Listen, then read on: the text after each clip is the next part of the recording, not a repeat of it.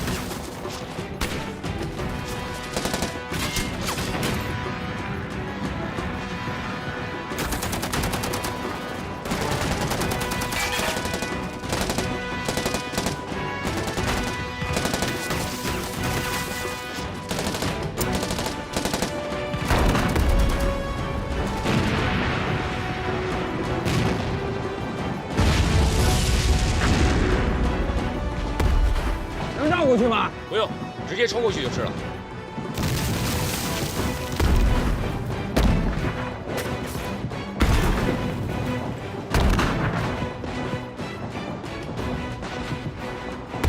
哦，好啊，马参谋长，有点意思啊。是吗？就是战场太局限了，装备火力用不上啊。城市作战是未来战争的主要形式，尤其是陆军的作战形态。这里的各个街区和楼宇间的攻守对抗、楼房结构、院落布局、地下盘管、商铺住宅的产生运用、城市狙击作战的新战法研究，这些都是现代和未来战争经常遇到的课题。我们的训练呢，就是针对未来战场而设计的。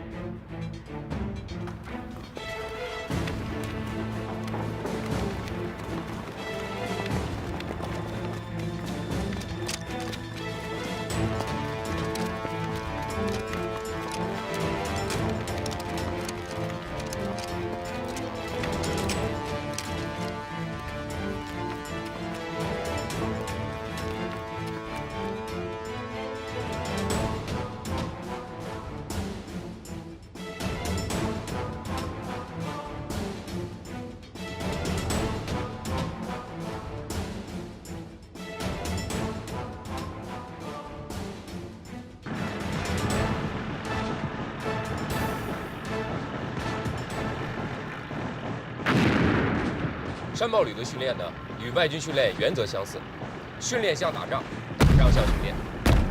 说什么？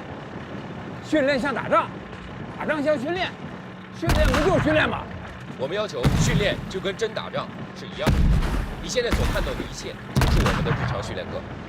只有在这样的环境中训练，战士们到了战场上才会感觉和训练中很贴近，心理压力小，打仗跟训练一样轻松。有意思。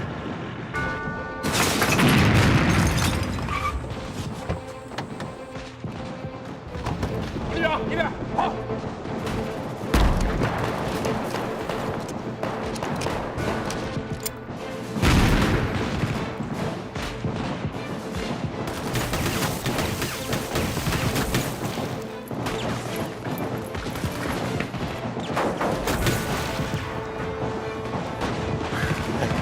有点意思啊。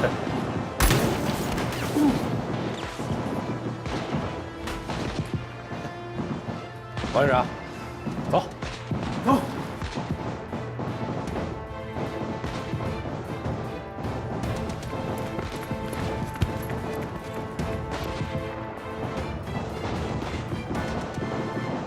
为什么不把对面的狙击手干掉？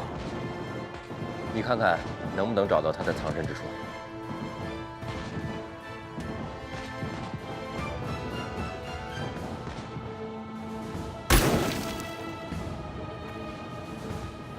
这就是城市战的复杂性和残酷性。城市战的伤亡率是非常高的。有点意思啊。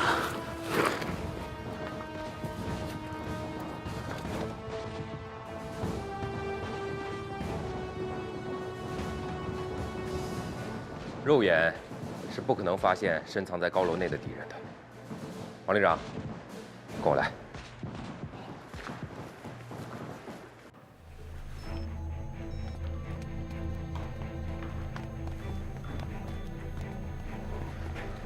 王旅长，你看，这个就是我们通过无人机和卫星系统的热成像技术，对整个楼房进行多方位扫描。你看，这个光点呢，就是刚才这名狙击手，他现在正在向上层移动。怎么才能消灭他呢？现在还消灭不了他，因为他现在呢，至少与我们之间隔了2层墙壁的距离。只有等他再次靠近我们这面的狙击点时，人和枪才会暴露在最少防护的地方。这个时候，我们才有机会去锁定他。哦，厉害啊！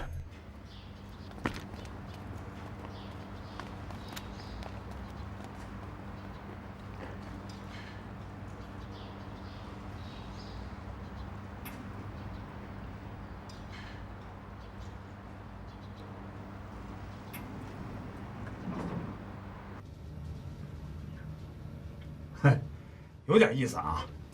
这都是我们旅长设计的。不错。到了。到了。跳。同志们，欢迎王旅长到山豹旅来参观指导。同志们太客气了。请把您的食指在这儿扫描一下，门才能开。我的食指。对。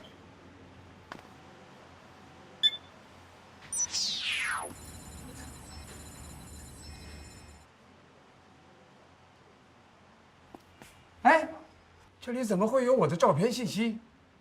我从来没有在你们这输入任何信息啊！我们的信息侦查中心已经通过别的途径把您的身份信息采集到了。请进吧。好。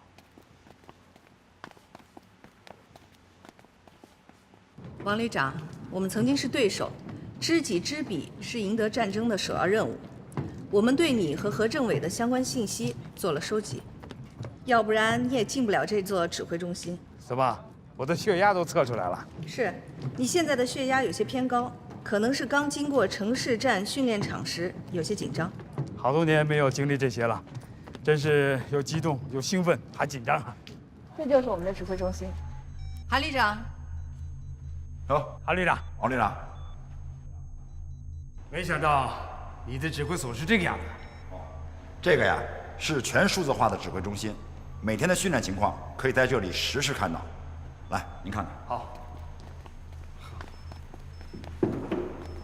郝参谋长，给王旅长介绍一下咱们全数字化指挥所的情况。是，在这里，可以对全旅各兵种、各专业和不同岗位进行自动考评，各班排和单兵个人也可以从网络系统回放复盘，查看自己当天的训练情况，总结训练中出现的问题。这套指挥训练系统比以往传统的训练方法能提高200%的效果。能提高这么多呢？是的，这套系统呢，其实就是我们全旅实力的大数据库。士兵从入伍第一天起的训练情况，包括体能、体质、心理素质、技能参数等，全部录入大数据库，以供随时调出用。如单兵技能达到某一级别的标准之后，就可以自动晋升到更高级别的科目训练，而不用与还未达标的士兵继续重复初级和低级的训练。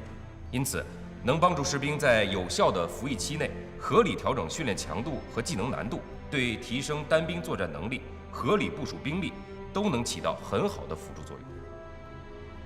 哎，这个片子我好像刚才在哪儿看到过。王旅长，这就是刚才您和郝参谋长一起经过的城市巷战的训练场，每天的课程在这儿都有记录，每一个战术动作都是要讲评的。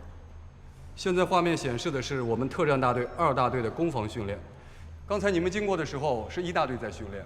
呀，坏了！我刚才狼狈的样子，你们是不是都看到了？第一次进入我们城市战训练中心的人呐，都会吓出一身冷汗。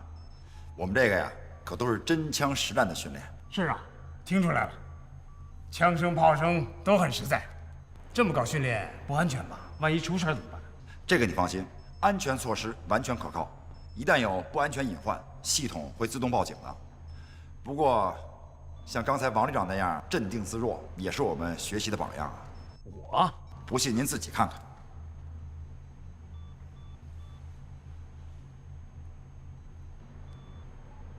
像个战场的样子。你能如此淡定自若，确实值得佩服。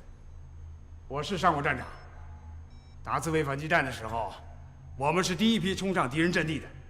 第一次上战场遇到的第一个敌人，不是对手，恰恰是我自己的恐惧。一旦战胜了恐惧，也就掌握了战场的主动权。王旅长，要不要休息休息？不，带我参观一下你们山豹旅的军事馆吧。王旅长，我们这支部队组建还不到1年，哪有什么历史可言，更没有什么光荣的传统可以记载呀。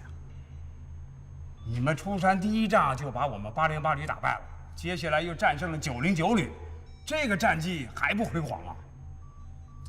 其实这些对我们蓝军来说是一种悲哀。悲哀？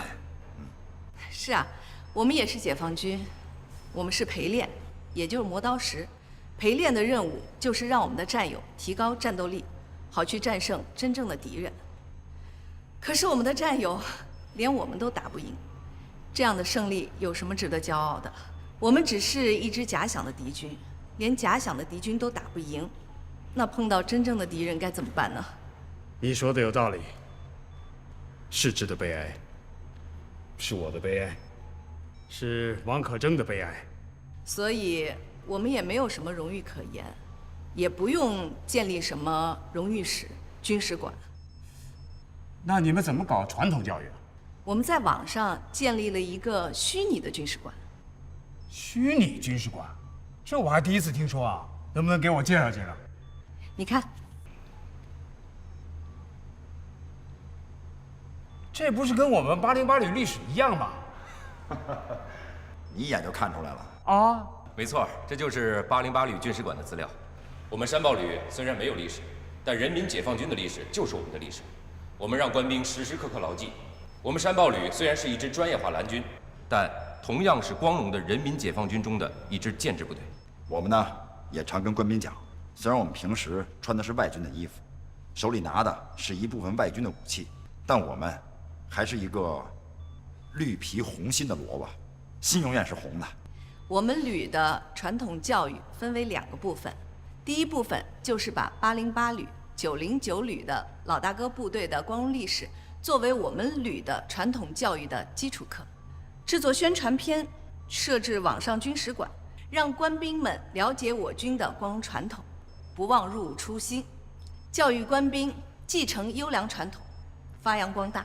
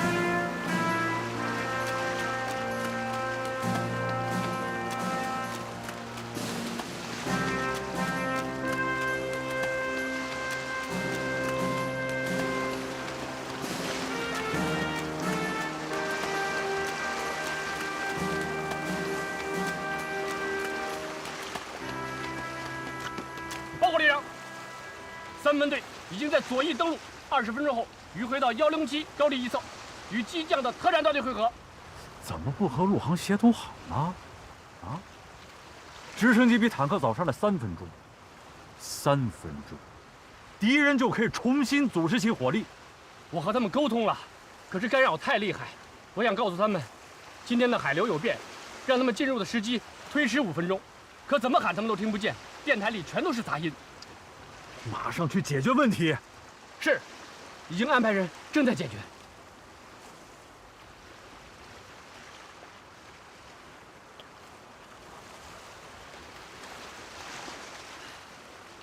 旅长，有一个爆炸性的新闻，你知道了？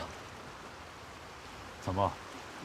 你带手榴弹来了808旅王可征把韩鹏臭揍了一顿，听说打得还不轻呢，浑身多处骨折，已经在医院住了半个多月了。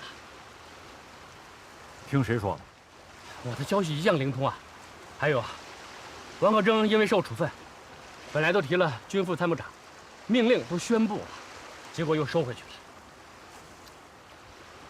你这个版本啊，内容基本属实，但夸大的成分多了些。两人弄了场散打，山豹旅参谋长郝建国和旅长韩鹏2个人没打过808旅旅长王可征。韩鹏被打得鼻青脸肿，回旅里休息了3天。王旅长提集团军副参谋长的命令，是因为上次演习受处分而推迟宣布。这是官方的，准官方。王可征这次可倒霉了。其实啊，我也想教训教训韩鹏那小子。哎，可是咱们不能犯王旅长那种鲁莽行事的低级错误，你说对吧？对，太对了，旅长啊，这一点我要向你好好的学习。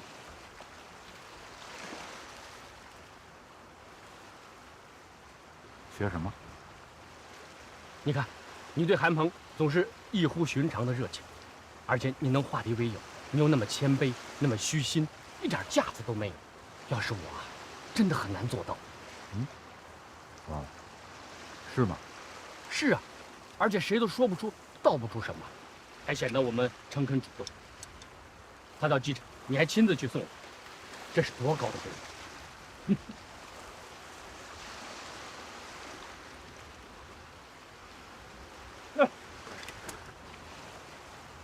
东拐东拐，训练结束后，把部队直接带回。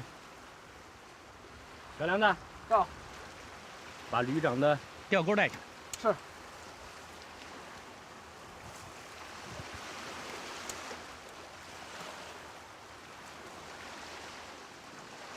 旅长啊，你在处理这些问题上总是那样有风度、游刃有余，我真的要向你学习很多年呀。不用学就会。韩鹏他们是在执行战区陆军首长的指示，虽然我们并不欢迎他们，但还要落实首长的指示。该欢迎欢迎，该请客请客，该送行送行。礼节也是一种文明。别看他们级别不高，但来头不小，跟他们较劲。他送材料我收下，他说啥我听啥，有用的我就吸收，没用的我就不用。哦，对了，韩鹏他们上来就抓信息情报，这招确实狠，也确实高明。我在情报部门专门成立了一个猎豹小组，把韩鹏所有的资料都储存在了数据库，就是不知道什么时候才能和山豹旅再次对抗，估计要轮上恐怕也要2、3年了。那就先秘密准备着吧。轮不上，算韩鹏运气。一旦时机来了，精准打击，定点清除。怎么也得让韩鹏当一回909旅的俘虏。对。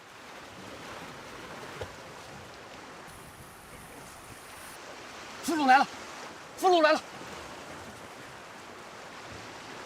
别急，很有可能是条大的。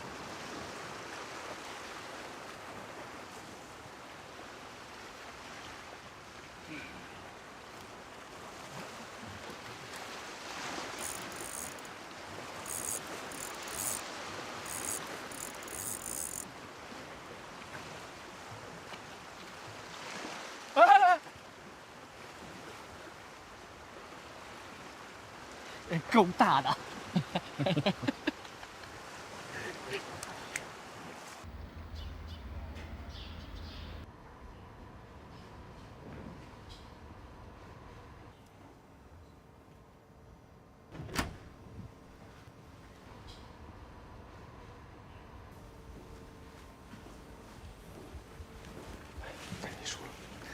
旅长不让动，从昨天晚上到现在，旅长还没吃饭呢。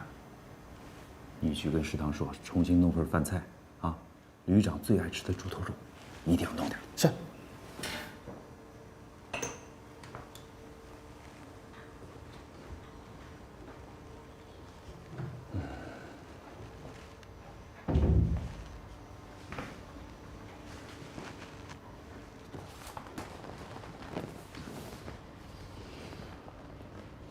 政委，你来的正好。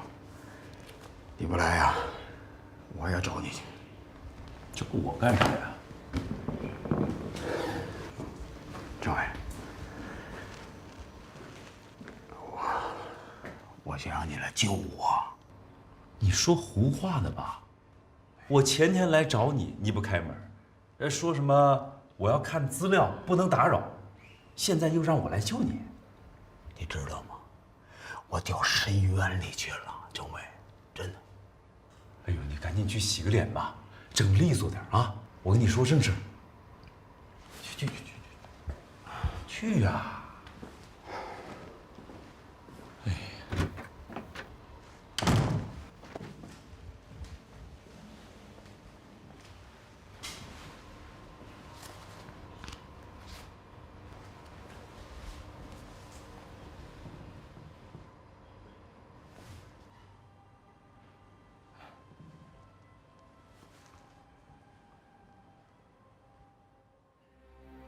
荣誉过剩，让我们固步自封，盲目自大，让我们封闭了自己的耳目，根本看不到，也看不清什么是新军事革命的大潮，看不到未来战争的危机就在眼前。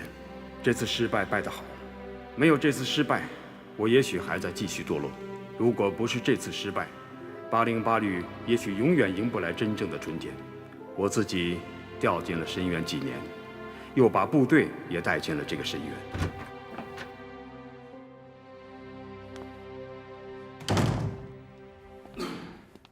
哎呦，从深渊里爬出来了。怎么，看我写的东西了吧？看了，不错，挺好的。虽然语句不太通顺，但是意思蛮深刻的。行，有政委你这句话，咱俩算达成共识了啊。哎，你要我救你什么呀？啊，我做了一个梦，真的梦。当时我带队攻上535高地，正高兴着呢，韩鹏走过来说：“你也不往身后看一看。”我当时看了一下，没想到535高地上有一个大的天坑，看不到底。韩鹏过来说：“不让你上来，你非得上来。”说完，啪的推我一下，我掉坑里了。越掉越深，怎么掉都掉不到底啊！我当时，我都喊不出声来。醒了以后，就写了这篇文章。没写完，都是些支离破碎的想法，我怕回头给忘了，就先写下来。但我想起了你说的那句话。我说什么了？观念。要是观念变了，好多看法就变了。怎么变的？我觉得我有点恬不知耻了。不至于吧？真的，我现在都不知道什么是耻辱了。所以，我有一个想法。在全旅上下开展知耻教育，在官兵中树立知耻而后勇思想，号召全旅要卧薪尝胆，重振808旅雄风。把我们的失败原原本本的告诉全体官兵，发动官兵查问题，找出路。原来你把自己关在这里3天3夜，在这修行呢。政委，不修不行了。山报里这东西，我看了3遍，整整3遍。第一天看了1遍，我出了一身冷汗；第2天又重新看了1遍，后脖梗子发凉啊；第3天再看，我是一身热汗，浑身发烧啊！我就明白了，我为什么败了。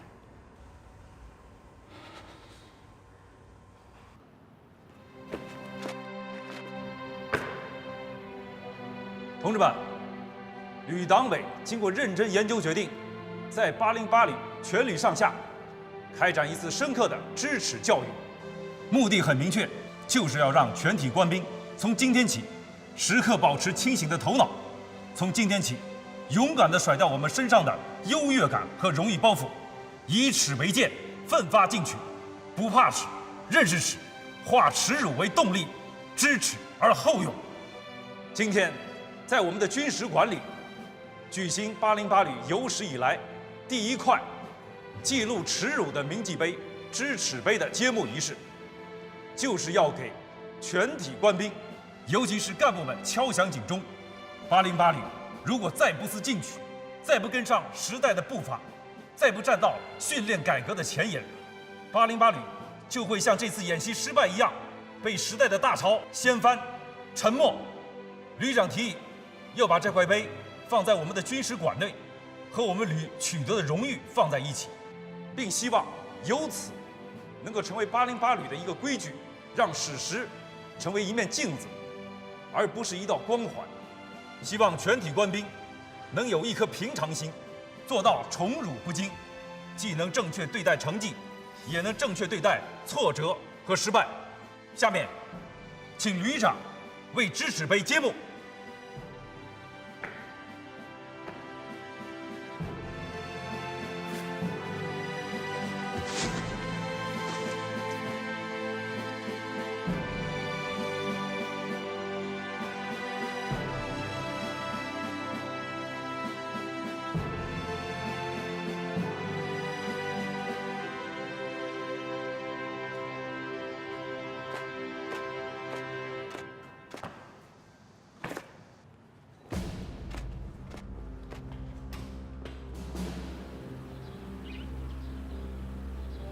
大家都看到了吧？我王可争政委何亚洲的名字永远刻在了这上面，刻下了名字，就是立下了军令状。808旅翻不了身，我们将是永远的罪人。谁让我们是808旅现任的2位主官呢？我表个态，从今天起，我王可争只干一件事。打翻身仗，给我自己只有一个要求：不负使命。对808旅来说，不辱番号，战旗不倒。同志们，作为中国军人，我们必须做到听党指挥，能打胜仗，作风优良。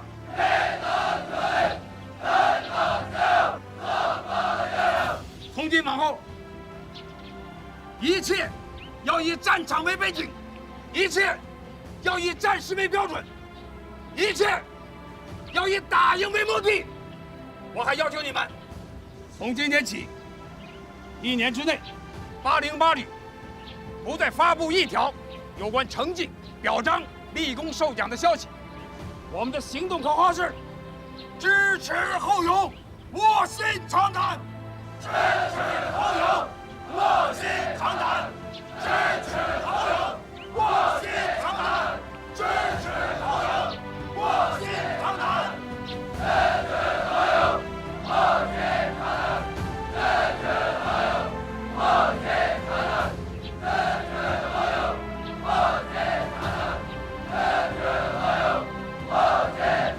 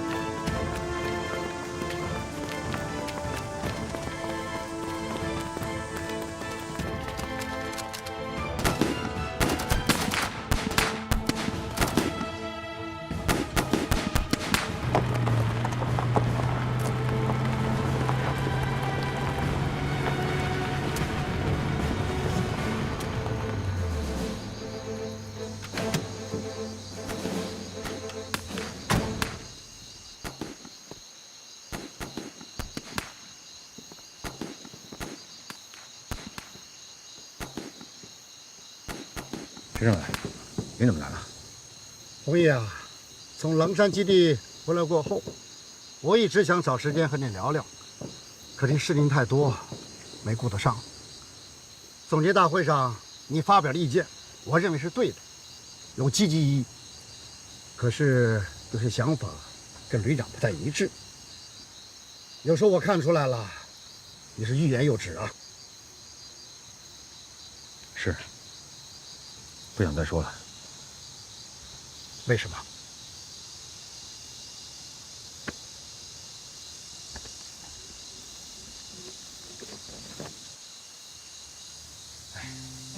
说了也是白说，他得罪人，工作上没改进，我和他的矛盾反倒加大了。不说，比说要好。红毅啊，你是对楚旅长个人有意见呢，还是对旅里的工作安排、工作思路、思想作风、生活保障方面有意见呢？主要是对旅长个人有看法。因为旅长的态度和言行直接影响了全旅。我对他的意见，也是对旅里工作的意见。好，你说清楚一点，也好，我在你们之间有个沟通。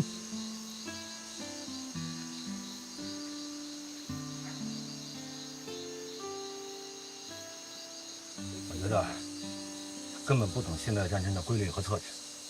又不愿听别人的建议，我带着特战大队在狼山潜伏了6天7夜呀。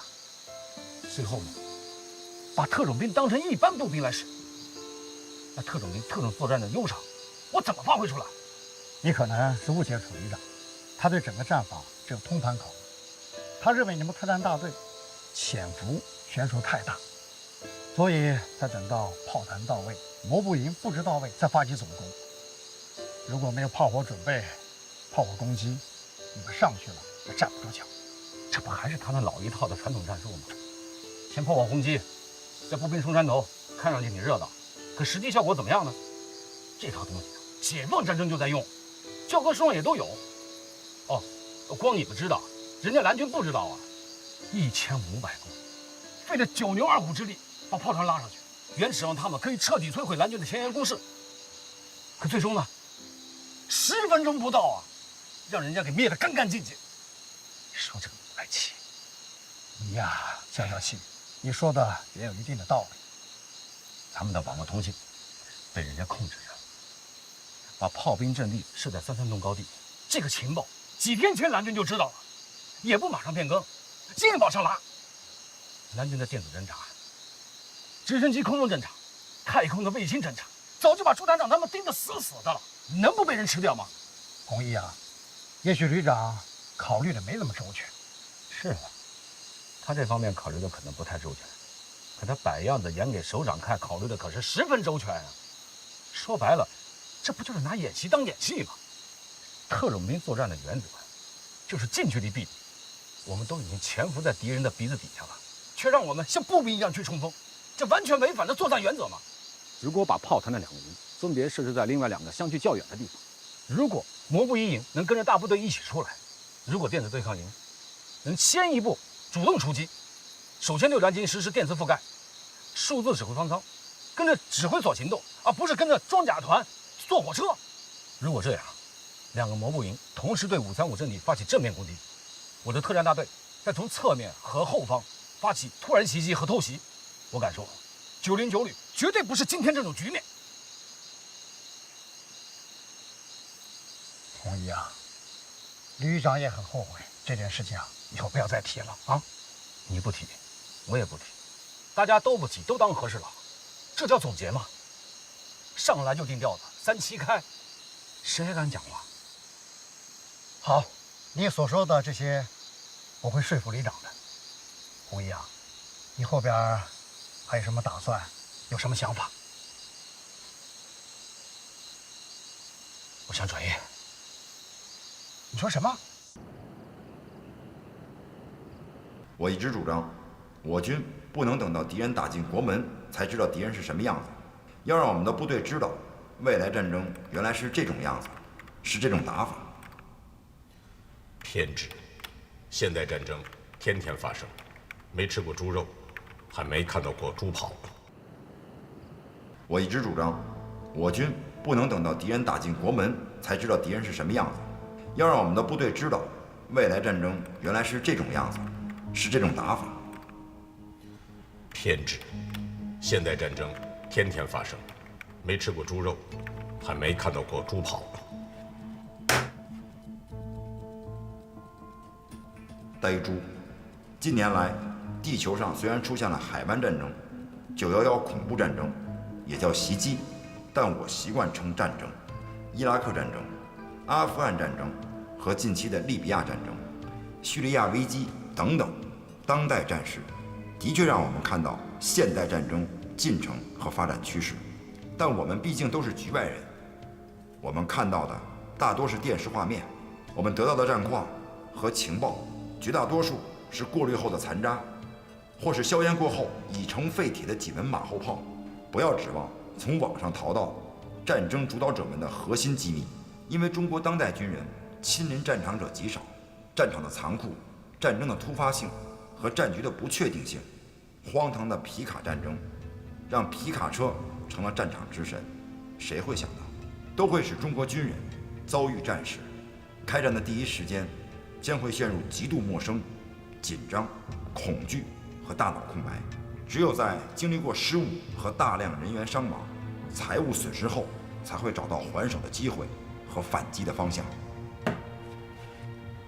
中国是爱好和平的国家，有着5000年文明的礼仪之邦，加之我们有雄厚的经济实力和强大的军队，相信只要我们不主动挑起战事，战争不会无缘无故的发生。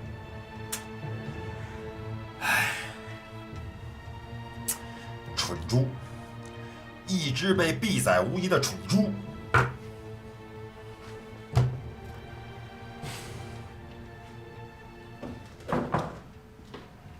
沈参谋长，还没下班呢？你们也是还没回家吗？啊，我刚刚看完决战2017演习总结报告，看来这2个单位啊出动很大呀。是啊，808和909旅，他们总结的也很认真。虽然是2个单位的认识程度不同，但是只要是发现了问题，改进了方向，那我们就值得肯定。有什么重要信息吧？让我回避一下。哎，司令员，不是什么隐私，我正在跟一位网友啊讨论一些军事变革的话题。这家伙急了就骂人，但有时候骂的也是一针见血。是吗？来，你往这坐。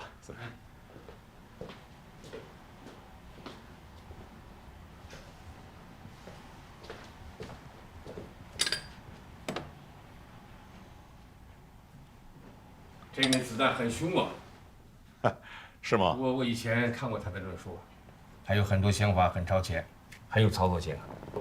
组建专业化蓝军的很多想法，就是从沉默的子弹中受到了启发呀。这么说，你也是他的粉丝啊？那何止是粉丝呢，简直就是钢丝了。有时候我们跟军民讨论能开拓我们的思路。我跟您有同感。在来战区陆军之前，我经常跟子弹讨论，甚至争论过。组建山豹旅的一些构思，就是在跟子弹的交锋中产生的。没想到在第1战区陆军实现了。那这么说，你就是那个胡小刀光了？你这不是挑衅，胜似挑衅的。我是经常扮演蓝军的，去戳他的软肋，想办法能让他给跳起来。都有什么反应呢？你看吧，你看，他经常骂我什么？你看，呆猪，是必杀的蠢猪。我看着骂得好。蠢猪，你听着，像你这样饱食终日者，就是案板上的肉，等着任人宰割了，根本没有资格到军事论坛来探头探脑，说3道4，滚回猪圈去吧！我会马上通知炊事班长，今天晚上就夹菜会餐。在你必死之前，我可以告诉你，世界上不存在无缘无故，只要想发动战争，放个屁都可以把火药桶点燃。这枚子弹这药味还挺足啊！我把这个子弹给它推上膛。子弹先生，刀下留珠，在强大的外军面前，我们吃亏是不可避免的。只有把蠢猪和猪脑者踢出论坛，我们才有一个真实的环境来谈话题。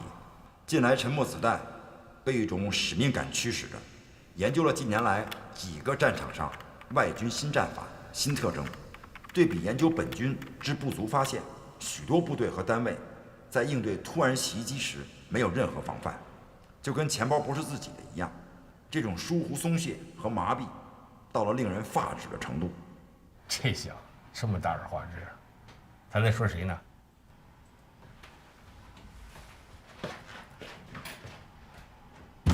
哎，这是什么意思啊？怎么不接招啊？人家不跟你玩了呗。这叫什么病啊？他经常这样，投下一颗手榴弹就离开了，具体炸到谁他从来不管，但不知道什么时候呢又冒出来打2枪，接着又是不见踪影了。网络世界啊，一个小卒如果用到位的话，他可以推翻一个元帅，这不是不可能的。司令，请。这小子厉害啊！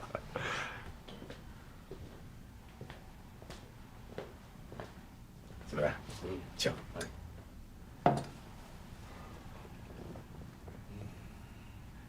这一点有点像韩鹏。让我更没有想到的是王可征啊，听说他立了一块制尺碑，把这次演习失败的败绩刻在了碑上，放在他们的军事馆里，引起了不小的争议。哦，这事我没听说呀，你怎么认为？我现在还吃不透王可征到底是怎么想的，而且在他们的总结报告中，只字没有提这件事情。我个人觉得这次失败还有危及团军党委退职宣布他的禁止命令，对他的触动也不小。王可征这个人呢，光明磊落，敢顶撞，也敢壮士断腕。他要想通的事儿，啥事都好说。他只要是想不通了，那也是个难办的主。不过有一点儿，君子去侠以博才，壮士断腕以全治的意思。这有什么争议？有人说他这么做是往808旅的光荣历史上抹黑，放在军事馆里是对荣誉的玷污，是对先烈的亵渎。还有人说这是王可征个人在作秀，希望上级首长能够出面，让他把石头给搬出去。王可征如果把这个秀能做到底，那也行。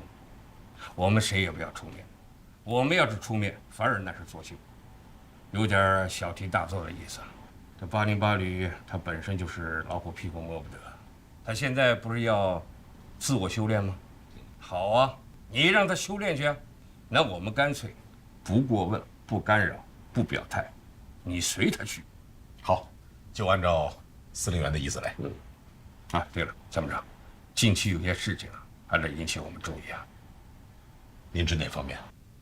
最近呢，军委检查组来咱们战区巡视，其中就发现了我们战区陆军呢所属部队存在了一些问题，其中啊最突出的是安全防范意识薄弱，尤其是日常守卫管理方面存在着漏洞，这一点不能不引起我们重视啊。您看，可否由山豹旅发起一次警钟行动，给这些单位敲敲警钟？从贴近实战角度来讲应该搞一下。你光靠下个通知下去，往往它是不会引起重视的。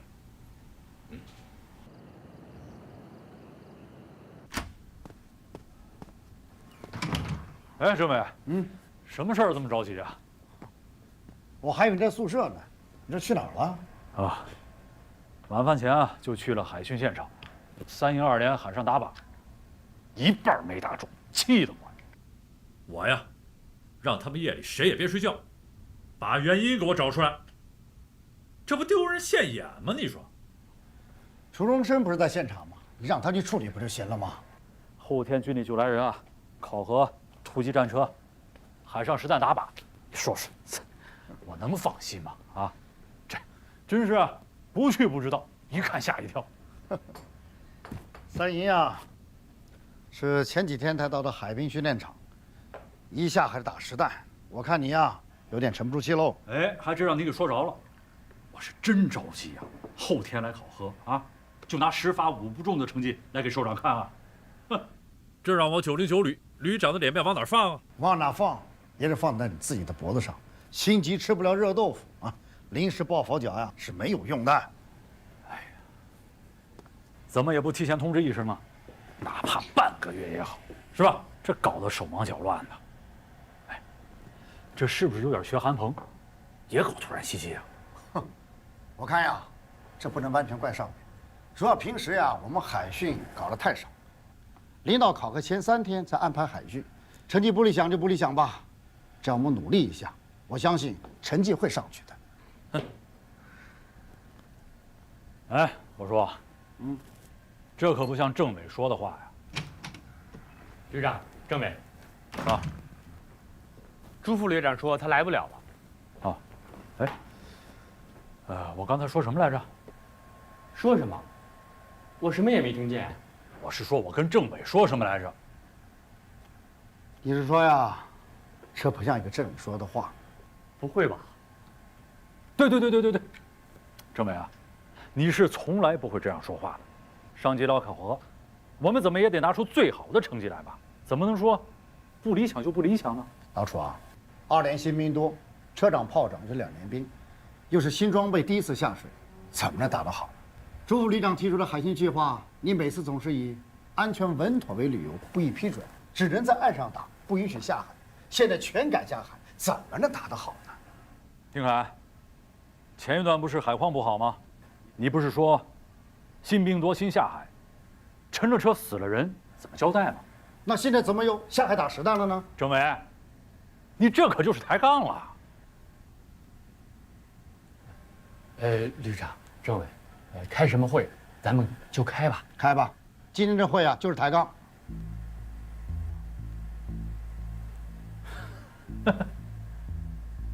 怎么了，徐小村？吃错药了吧？老楚，你怎么说话呢？今天叫你们来呢，我们开个会，研究一下演习失利的原因，分析一下我们909旅现在存在的问题，希望能够统一认识。干嘛非要安排在晚上呢？啊，你可真是的！我睡不着。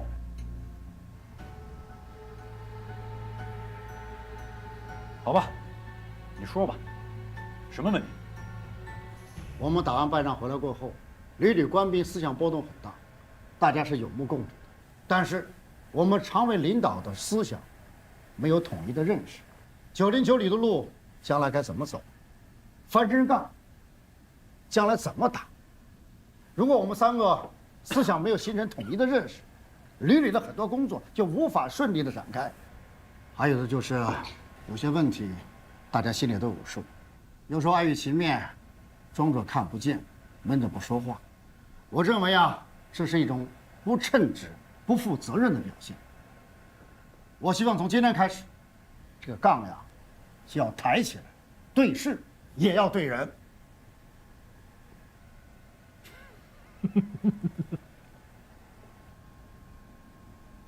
哎呀，这是怎么了，政委？有问题当然不能回避了，是吧？可我们打败了吗？首长连一句批评的话都没讲啊，是不是？啊？我们干嘛非得自己作践自己呢？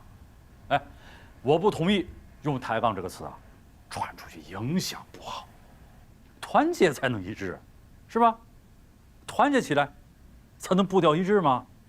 政委，你说吧，训练中有什么问题，我们马上改，马上行动起来，不就行了吗？丁海，你说说。我听着呢。现在不是听，是说。既然政委要抬杠，你也说说嘛，你也抬抬嘛。你说，刚才我说的有没有道理？这个嘛，我觉得旅长、政委说的都有道理。对，对，都有道理，那这不叫抬杠，那叫什么？探讨问题。老楚啊，我看你这是在和稀泥。哎，和稀泥不正是你政委工作之一吗？我知道，最近有些同志啊，汇报了一些问题情况和不满情绪。我知道，什么问题？什么情绪？你说说。老弘毅，他并不是因为决战2017成绩不理想而有意见的，一开始他就一肚子不满，他是带着情绪打的演习。你以为我不知道啊？当然，他说的不是完全没有道理，但党委定下来的作战计划，不管你有什么意见，必须坚决执行，绝不含糊。他把这种情绪啊，一直留到了现在，还提出要转业。你说，我们能接受这种情绪吗？还有呢？还有就是周荣生，他也受弘毅的影响，现在也是对这个看不惯，对那个不满。你说这种矛盾要是暴露出去，全旅官兵怎么看待咱们旅领导？今后我们的工作怎么展开？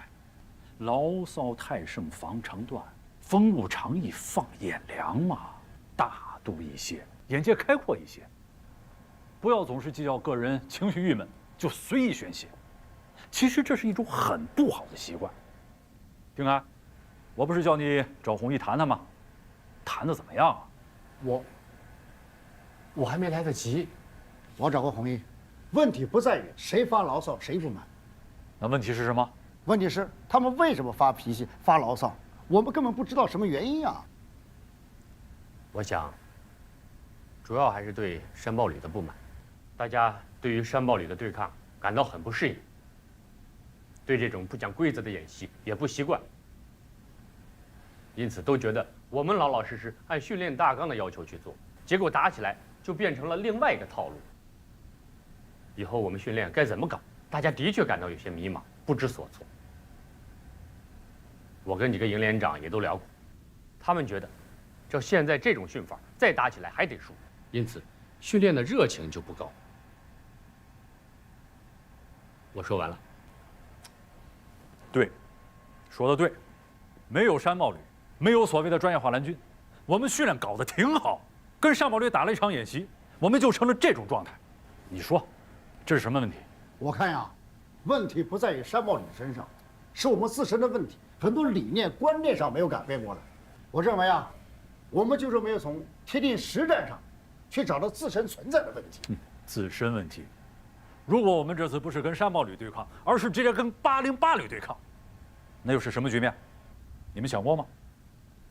没想过。哎，我想过，那才是一场华南虎与华北虎的巅峰对决，那才算是一场两支现代化的机械化步兵旅的真实的实际较量，与高手对决，虽败犹荣。我们赢得起也输得起，我服气。老楚啊，可我们并没有打败你看不起的只有半个旅实力的假想敌部队啊，还受你拉硬使，梗着脖子不服气，你不觉得悲哀吗？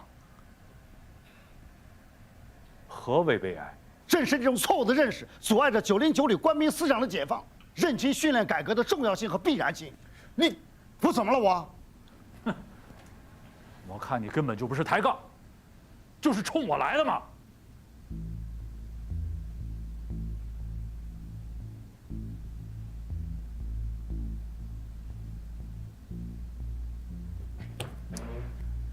我保留我的意见。如果是我的责任，我绝不推卸；是我的错误，我会写书检查。但909旅绝不是你们想象的那样病入膏肓、不可救药。我会为909旅的荣誉，坚持我自己的观点。走了。旅长，这么晚了，上哪儿去？二营海军现场。我们是散会的。旅长，我还有话要说，先听我说完，好吧？来，坐这儿，坐这儿，来。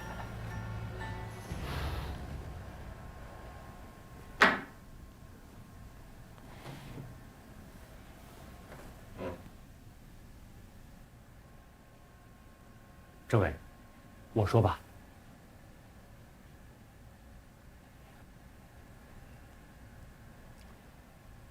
我是参谋长，训练工作是我主抓的，训练上的问题，责任在我要检讨。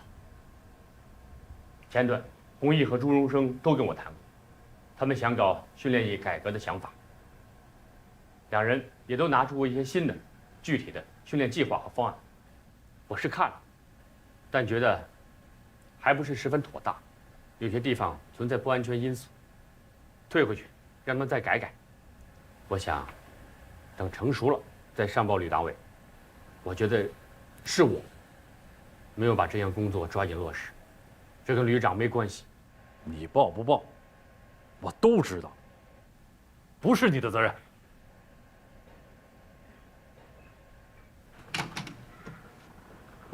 哟，听说你们还没开完会，我就赶过来了。荣生，你来的正好，谈谈你的想法。哦，远的想法就先不说了，就说说今天晚上楚旅长给我们下达的任务。我和几名车长重新修订了训练方案，大家都想出了很多点子，准备了2个方案，划定了几个小目标，主要是针对性的进行强化训练，如何在风浪中控制油门，把握瞄准激发时机和航度的速度。来，你们看。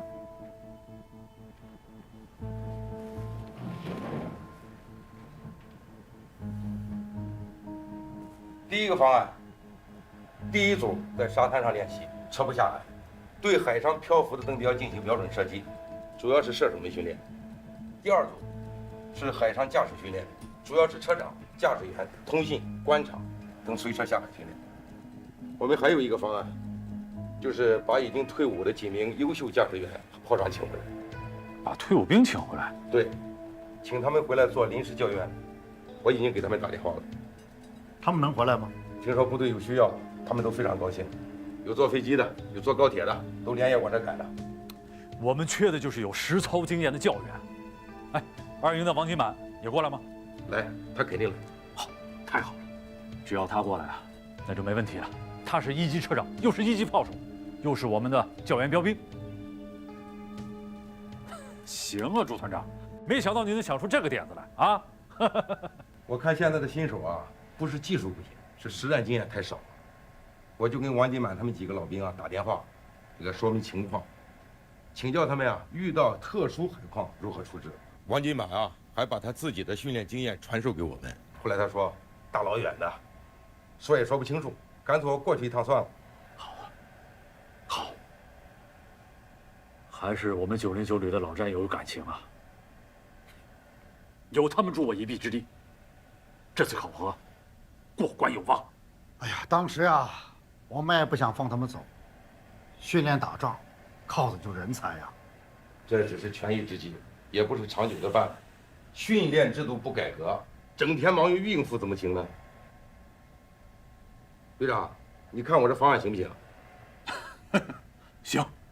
行，行。好，那我就赶回海军场了，你们继续开会。去吧。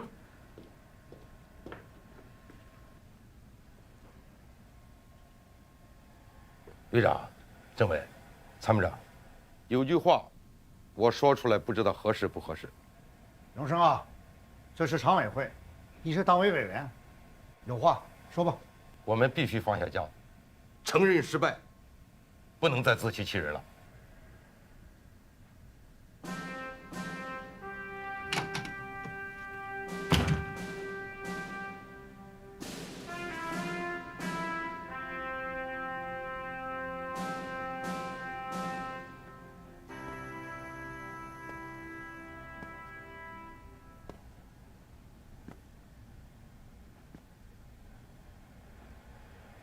自欺欺人，老楚啊，我觉得这话糙理不糙，你呀，真应该好好想想了。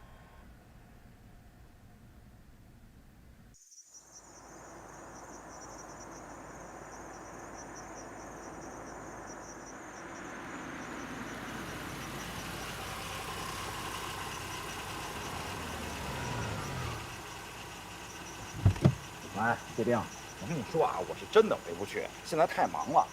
爸那块啊，你就多去看看啊，他的脾气你也知道。行，我要开会了，我马上挂了啊。哎，人都到齐了吗？都到齐了，什么事儿那么着急啊？连夜开会？沈参谋长有新任务。什么任务？战区陆军呢要展开一次安全防范意识的大规模检查，让咱们呢配合安全形势教育，展开一次小规模的行动。哎，咱们进去再说吧。啊，谢斌给你打电话的吧？催你回去拍婚纱照呢。哪有时间呀？哪儿开会啊？会议室。好。起立。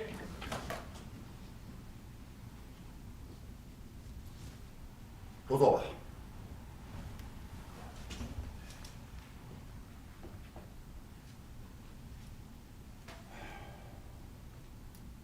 这首长是什么意图啊？我刚被沈参谋长叫去，你们几个先看看这个。这个呢是最近保卫部门掌握的一些敌对势力对我军要害部门实施渗透的一些案件，还有童政委撰写的一份分析报告。你是说战区陆军部队安全管理漏洞分析？是啊，总之啊，我看完这些是吓出了一身的冷汗。我们有责任向这些单位通报，向首长反映，让他们抓紧整改。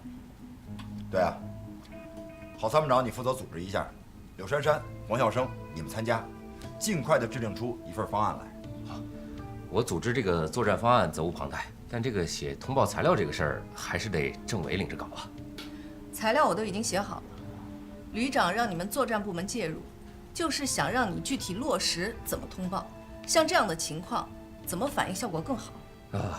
那能不能给我个尺度啊？这个我们做方案的时候也好有个标准嘛。你要什么尺度？不是，就尺度嘛。参谋长不好说吧？那还是我说吧。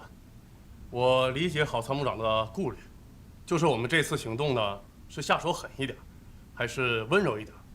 是动静大一点呢，还是点到为止？哎，知我者笑生也。下手轻了有效果吗？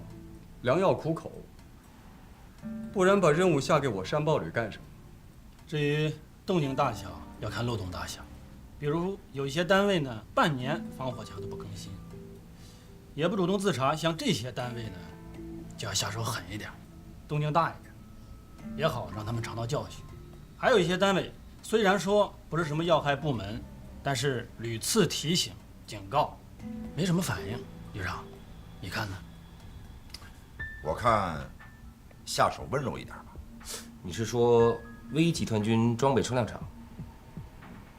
你说的温柔是怎么个温柔法？啊，我的意思就是点到为止嘛。还有就是外集团军的油料库，这次可是军委检查组来战区巡视的时候发现的几个突出的问题之一。这么说来头还不小啊。就算是点到为止，也得点在穴位上，而不是隔靴搔痒。知我者同非也。行了，本来应该是你布置任务的，你倒好，全都让别人拿方案，你当甩手掌柜的。目的是敲响警钟，关键是什么时候敲？关键是敲多响，关键是敲哪些单位，关键是需不需要我们陆航出动。啊，全都是关键词啊！我这么想的，用什么手段取决于对付什么单位，至于什么时候行动，要等郝参谋长出完方案，递交给沈参谋长之后，咱们再说。是。这个不管是未雨绸缪也好，忧患意识也好，风平浪静是训不出好水手的。既然上级交给我们山豹旅的任务就是促进部队战斗力提高，与其等待上级给我们制定演习计划，不如我们蓝军主动出击，去制造敌情，刺痛那些麻痹的神经。郝参谋长说的对，既然我们山豹旅已经出山了，等待不是我们的风格，主动出击才不负使命。从沈参谋长那里受领任务回来之后，韩鹏就带领山豹旅的骨干连夜策划了警钟行动的攻击计划，意图是在战区陆军部队范围内组织一次带防御敌对势力渗透为背景的检验性演习，而山豹旅择机对各单位安全漏洞发起攻击，目的是检验战区陆军各单位日常安全防范情况。没想到在战区陆军部队掀起了一场轩然大波。杨参谋，陆航旅最近非新科目，我这3天基本都在陆航活动。山豹旅有材料报上来，你要第一时间通知我。什么方面的材料？警钟行动的具体任务和部署。好的。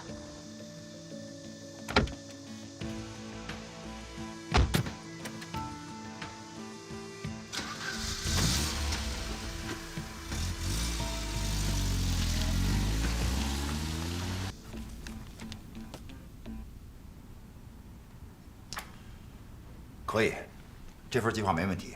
今天晚上啊，咱们就按这份计划行动。行，签字。哎，我有一个想法啊，咱们这个行动计划可以先不用报上去吧？不报啊？今天晚上就行动了，你现在不报，你想什么时候报？我也没想好呢，明天报或者今天晚上再说。这可是军事行动，动兵动装备的，你怎么能事先不请示不报告呢？不是，咱们不是专业化蓝军吗？咱就得办点专业化的事儿啊。对抗演习的时候你怎么玩都行，可现在是日常生活，弄得这么翻天覆地的，连首长都不知道，行吗？你先别着急呢，你先坐下，你先坐下，我跟你说。哎，警钟行动演习这个通知，是不是陆军首长已经发给各单位了？是。各单位不是没有准备啊。再说了，这种小打小闹就不用惊动首长了。而且你们知道那些问题是谁发现的吗？就是我们信息情报中心在搞网络侦查时候发现的呀。我跟你说啊，发现的问题不仅限于网络，很多具体单位还有很多安全问题。安全问题？不是，这谁发现的？军委检查组暗访的时候，他们发现的。这次他们监察的对象是8个军级大单位，40个旅级单位，7所军事院校，3所野战医院和总医院。他们是瞪着眼睛查问题、揪短板。明白了。不过其实我们这个方案，动静并不大，也就10分钟就结束了。我们要想玩得漂亮、玩得有效果，就得突出它的突然性、偶然性还有突发性。万一在上报的过程中，哪个环节泄密了，那我们这个计划就白做了呀。没错。这个具体的行动计划，沈军参谋长最好事先不知道。我觉得还是得报，连首长都不知道，将来追究起责任来了，咱们这个刚成立的山豹旅能承担得了吗？万一哪级首长火了，给我们告一状，说撤，咱就白折腾了。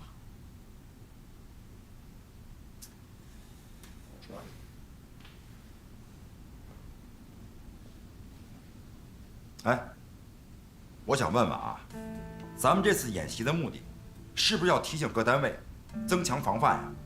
对啊。那这些防范措施原本就应该是这些单位他们自己的事情，现在漏洞百出，那是因为他们自己的防范意识不强，不尽心尽责造成的。哎，我没有必要替他们巡逻，当这个看门狗吧？那咱们提醒他们采取措施，马上改进也是应该的。现在可不是学雷锋做好事的时候，咱们这次可不是提醒，咱们这次的行动演习的目的是要惊醒他们。今天咱们发现他们一个漏洞，咱们提醒他们一次，明天再发现一个漏洞，再提醒一次，那长期以往，他们就养成习惯了，以后会说，哎，什么事情有山豹旅呢，我们可以高枕无忧了。对，到时候首长再一问，这个漏洞谁查出来的？山豹旅，好，表扬山豹旅。那以后这种差事全落到我们旅身上了。万一再出现什么情况，那就怪我们没有及时提醒、及时发现。我觉得我们不能惯这种毛病。你这只是推测。哎，他这可不是推测啊，以前有过这种先例啊。这次我们主要做的不是提醒，而是惊醒。警钟行动嘛，就要给他们敲警钟，而且把这个警钟要敲响了，否则咱们等于没有完成战区陆军给咱的任务啊。那照你这么说，不报还对了。也不是对了，就是什么时候报，怎么报，上报的程序，咱们再好好商量商量。怎么，你想跟首长玩猫腻啊？不是，这个也不是猫腻，就是早报上去，有可能会走漏风声，一切就前功尽弃了。哎，没错。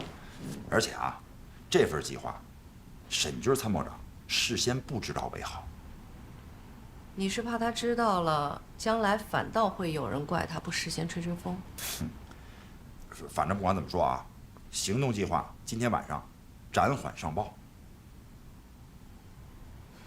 行，什么时候上报你一定得告诉我。那是肯定的。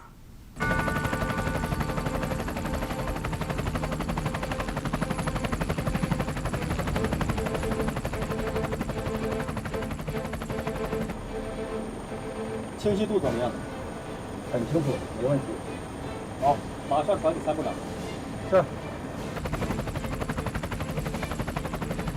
洞洞3，直洞1-2，任务已经完成，没有发现异常，可以发起攻击。洞1-2在侧翼掩护，洞1-3、洞1-4急降。目前大门有2名士兵在站岗，洞1-5控制哨兵从正门攻击。预判。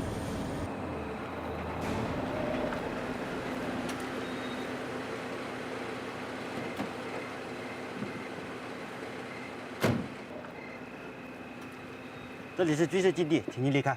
啊，兄弟，我是旅游公司的，我有名片啊。什么名片都没用，这里不是旅游地，你走错了。啊，你看啊，这儿就一条路，你说我不从这儿过，从哪过？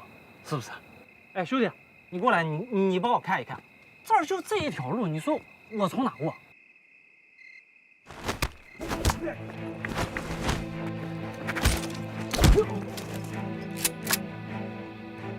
没子弹啊！你到底是什么人？说出来怕吓死你。我们是山豹旅的。洞1-5已空取地面。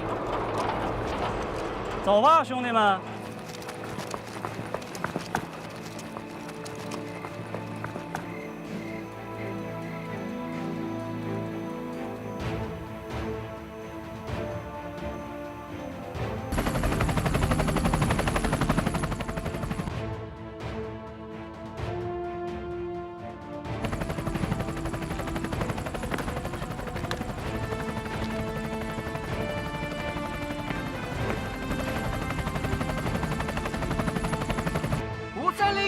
弟兄们，我们是山豹旅特战队的，今天晚上来炸毁油料库。我命令你们放下没有子弹的武器，留在房间，不许出来，否则将会有生命危险。有机关，快拿枪！班长没子弹了。